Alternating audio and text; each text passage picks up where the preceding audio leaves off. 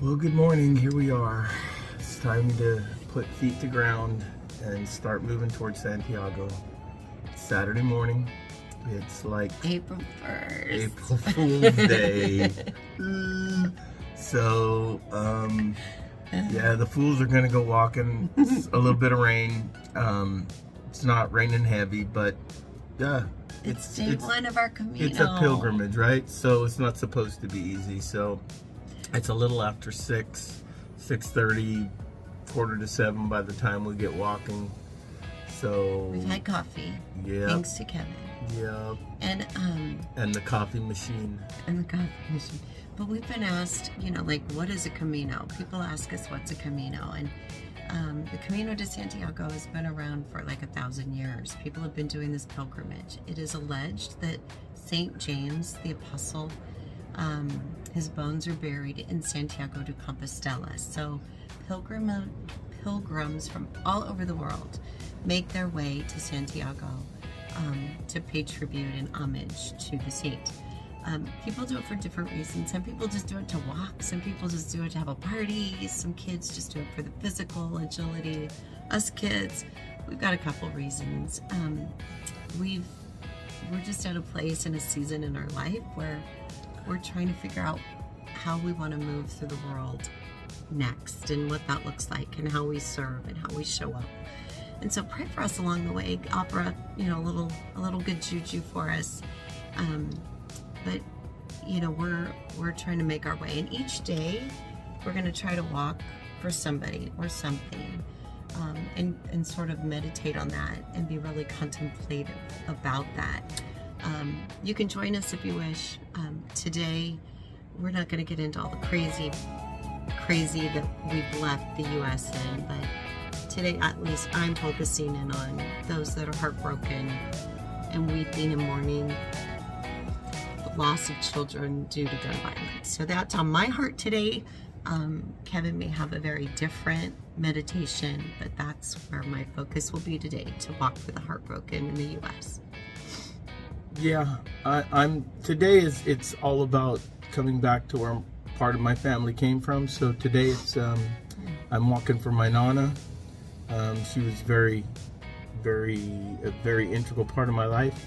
So here we go, one foot in front of the other. It's about 780 kilometers to Santiago. It's going to take us 37 days to get there. So you're going to get to put up with these dork videos of about 38 times, and then there's a vacation that we haven't told you about. So here we go. See you a little bit later. Thanks for joining us, for those who do. Okay, bye. Bye. Thank goodness for streetlights. The ocean's over there on our right. And we're going to the top of that hill, the very, very top that you can't see.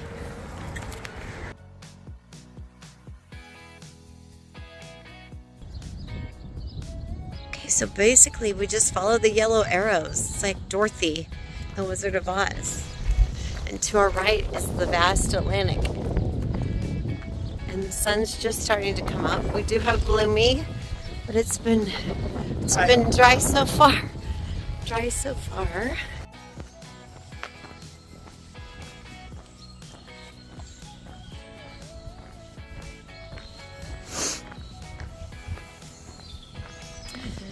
This is our visitor. He's actually shepherding us, leading the way. He's a good boy. Such a good boy. Bueno pero.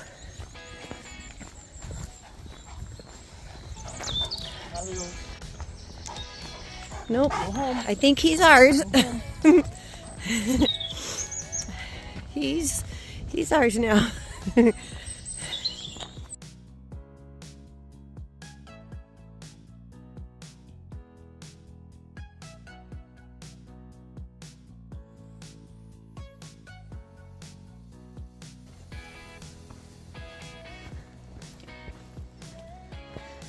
our little Pero, he's still with us.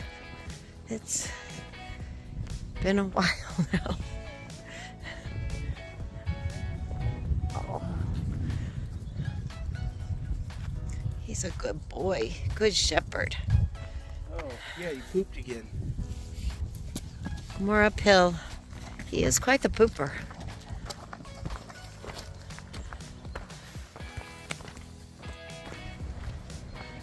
So we're off the paved road now, onto, we still have our Pero. He's been with us for about a mile now, a mile and a half. He might be ours, I don't know. We're hoping somebody comes to get him. Kevin's saying, oh no, Bruno, he's not coming home with us. But look at the coastline to our right. Anyway, it's magnificent.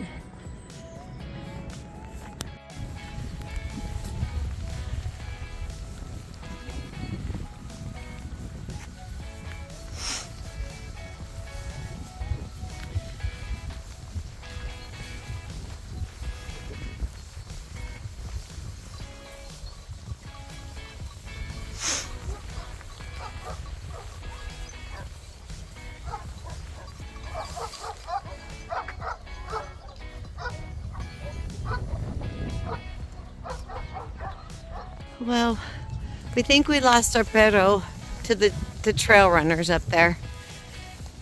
But maybe not. Nope, yep, he's going with them. Oh, good. So maybe if they come back this way, they can take him home. So, there's still the ocean. We can still see it. We're just really high above it. Yep. He's running with them now. Yay!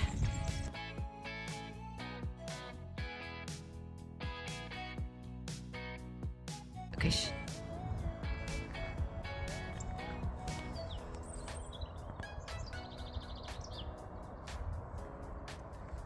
Didn't it say 787 kilometers back?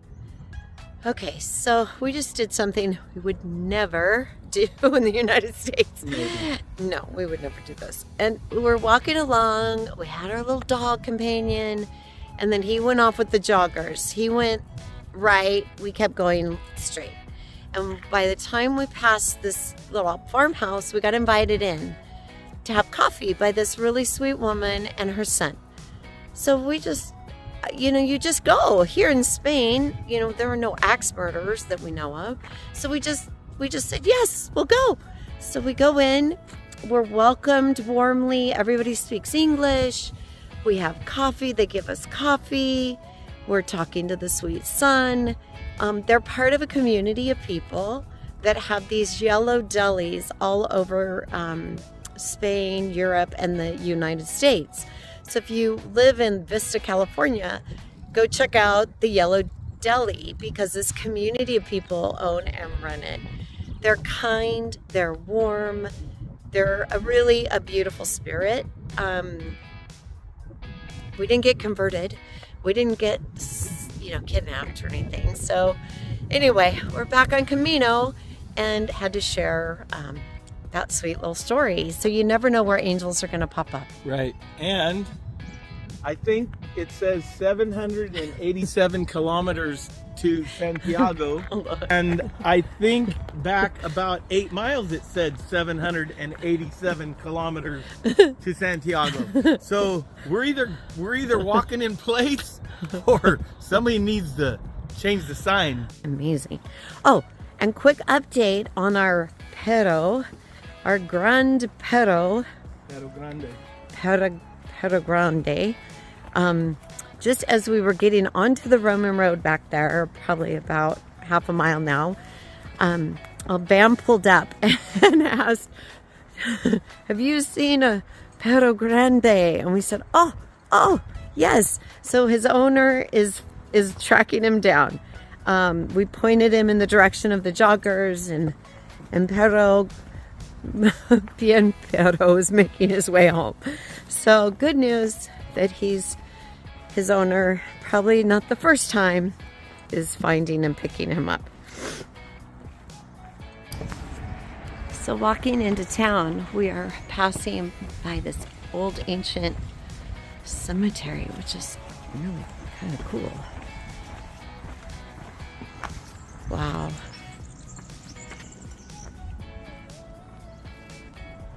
So beautiful. Wow. Oh, Isakaya just passed. God bless her, for him. Family plots.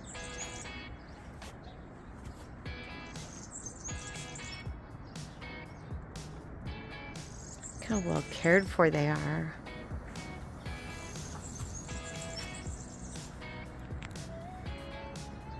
Ah, rest in peace.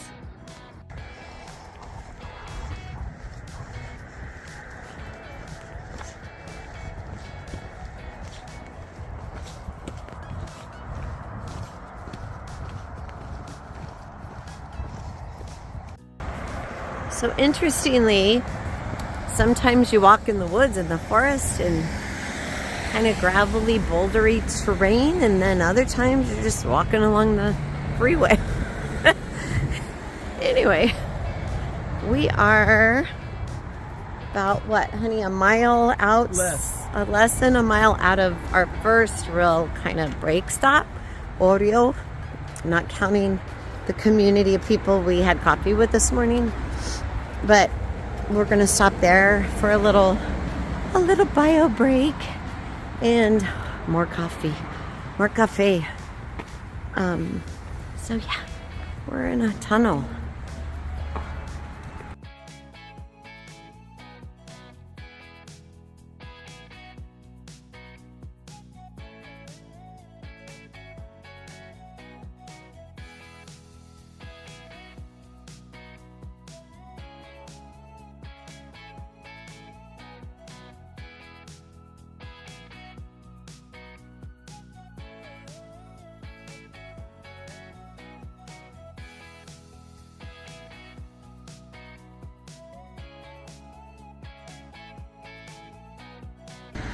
Smells like I want the rest of my life to smell. You want the rest of your life to smell like fish? Yeah, like the sea. Oh, the sea.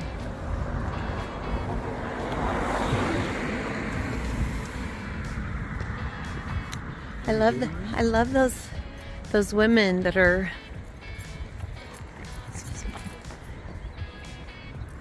sewing the fishing nets. That was so cool. I mean, it's just daily life in a sea village, right?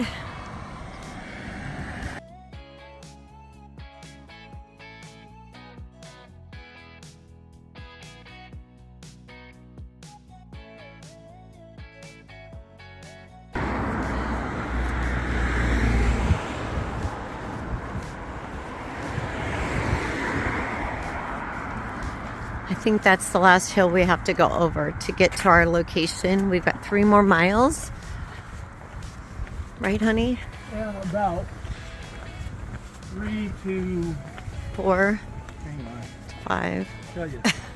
6. Yep, right at 3 miles.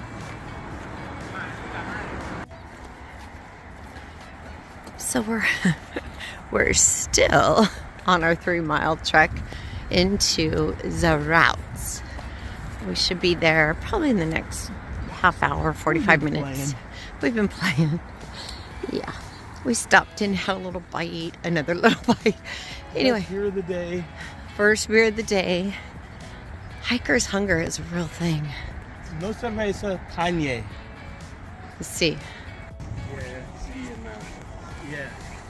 James, that's an incredible story.